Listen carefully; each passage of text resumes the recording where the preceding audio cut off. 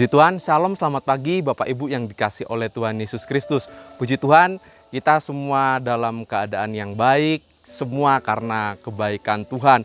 Puji Tuhan, Bapak Ibu, hari ini saya membawa sebuah garam. Pasti kita semua tahu ya, garam ini sangat bermanfaat, sangat berguna, apalagi buat ibu-ibu rumah tangga ya. Pasti di rumah punya garam, entah itu buat masak atau buat yang lain.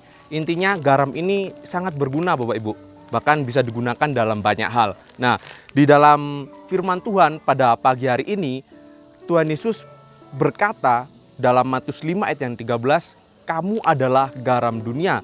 Sekali lagi, coba kita buka di dalam Matius 5 ayat yang ke-13, kita akan buka ayatnya dan kita akan baca di dalam Matius 5 ayat yang ke-13, Tuhan Yesus berkata, kamu adalah garam dunia. Jika garam itu menjadi tawar, dengan apakah ia diasinkan? Tidak ada lagi gunanya selain dibuang dan diinjak orang. Tuhan berkata, kamu adalah garam dunia. Tadi di awal saya sudah katakan garam ini sesuatu yang berguna, sesuatu yang bermanfaat. Jadi Tuhan Yesus sebetulnya ingin berkata bahwa kamu adalah orang-orang yang berguna. Kamu adalah orang-orang yang bermanfaat. Sama seperti garam yang memberi dampak, memberi rasa, memberi sesuatu yang berbeda. Dan Tuhan bilang, kamu adalah garam dunia. Pada pagi hari ini Bapak Ibu, kita akan melihat, kita akan belajar sebetulnya siapa saja sih yang harus menjadi garam. Siapa saja yang harus menjadi orang yang bermanfaat dan berdampak. Langsung saja kita cepat Bapak Ibu ya. Kita akan melihat siapa yang seharusnya menjadi garam ini. Dan di ayat ini Bapak Ibu, sekali lagi saya akan bacakan. Kamu adalah garam dunia. Jika garam itu menjadi tawar, dengan apakah ia diasinkan?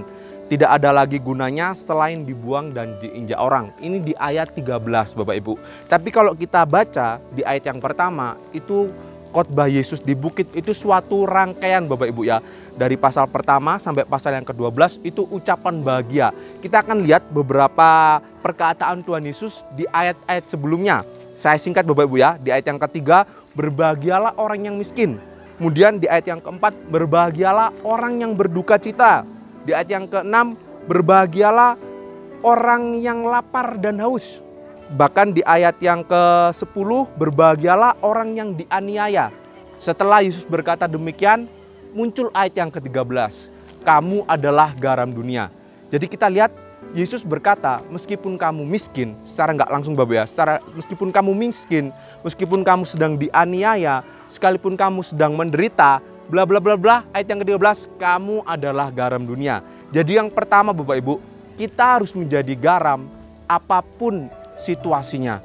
Mungkin kita sedang menderita, mungkin kita sedang dalam keadaan yang sulit, tapi Tuhan berkata, kamu adalah garam dunia.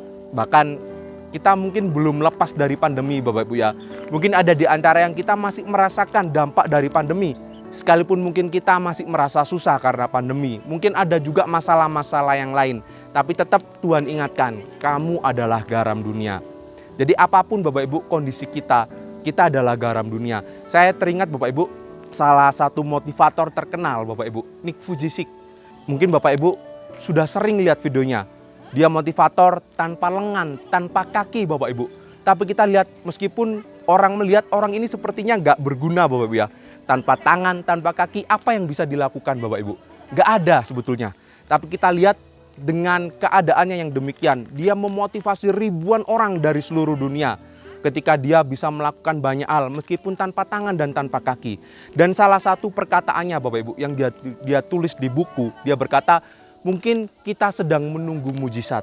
Mungkin kita belum menerima mujizat, tapi kita masih bisa menjadi mujizat bagi orang lain. Mungkin sekalipun ada di antara kita mungkin sedang dalam proses menunggu pertolongan Tuhan. Atau mungkin masih ada di antara kita yang masih menunggu kapan Tuhan tolong saya. Di saat-saat menunggu Bapak Ibu, kita masih bisa menjadi penolong buat orang lain. Kita menjadi berkat buat orang lain. Jadi kita lihat Bapak Ibu, yang pertama kita harus menjadi garam apapun situasinya, apapun kondisinya. Kita tetap harus menjadi orang yang berdampak, bermanfaat bagi orang lain. Kemudian Bapak Ibu yang kedua, kita lihat di ayat yang pertama, saya bacakan cepat. Sebagai yang terakhir, di ayat yang pertama Bapak Ibu. Ketika Yesus melihat orang banyak itu, naiklah ia ke atas bukit dan setelah ia duduk, datanglah murid-muridnya kepadanya. Jadi Bapak Ibu, ketika Yesus berkata di ayat yang ke-13, sebetulnya Yesus tidak hanya berkata kepada murid-muridnya Bapak Ibu. Tapi dikatakan di ayat yang pertama, Yesus sedang berbicara dengan orang banyak. Orang banyak ini tentunya dari berbagai latar belakang, dari berbagai daerah. Bahkan saya bacakan di pasal yang keempat Bapak Ibu ya. Di ayat yang terakhir, di ayat yang ke-25 kita lihat sebenarnya yang dengerin Tuhan Yesus ini siapa saja. Di ayat yang ke-25 pasal yang keempat, maka orang banyak berbondong-bondong mengikuti dia, mengikuti Yesus. Mereka datang dari Galilea dan dari Dekapolis, dari Yerusalem dan dari Yudea dan dari seberang Yordan. Dari berbagai daerah Bapak Ibu, orang yang mendengarkan Yesus. Saya yakin dari berbagai daerah pasti mereka punya pekerjaan yang beda-beda Bapak Ibu. Pasti mereka punya profesi yang berbeda-beda. Mungkin daerah yang dekat pantai, mereka profesinya nelayan.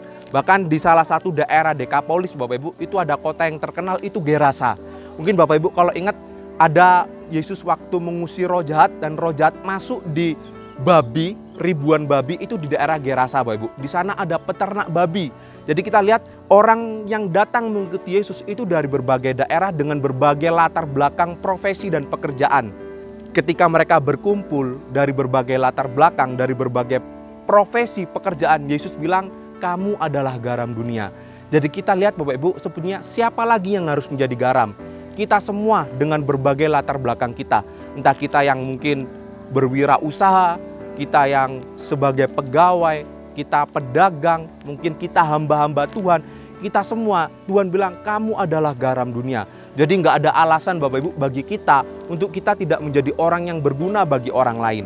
Mari Bapak Ibu, apalagi di masa-masa yang seperti ini Bapak Ibu ya, sebenarnya kita justru lebih dituntut untuk menjadi berkat bagi banyak orang.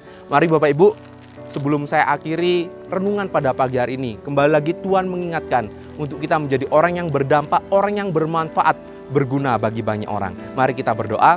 Tuhan Yesus, terima kasih pada pagi hari ini kami ucap syukur Tuhan, jikalau Tuhan kembali lagi mengingatkan kami bahwa kami adalah garam dunia, kami adalah orang-orang yang bermanfaat. Kami harusnya menjadi orang yang berguna bagi orang-orang di sekitar kami. Ampuni kami Tuhan jikalau mungkin selama ini justru kami Tuhan menjadi beban bagi orang lain. Justru kami belum bisa melakukan firman-Mu. Tapi pada pagi hari ini Tuhan, kami mau mengambil komitmen Tuhan. Kami mau menjadi orang yang bermanfaat. Kami mau menjadi garam dunia, menjadi berkat bagi banyak orang.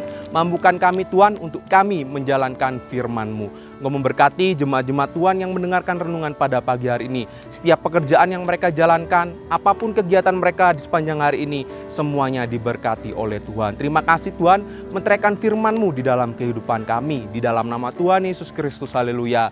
Amin.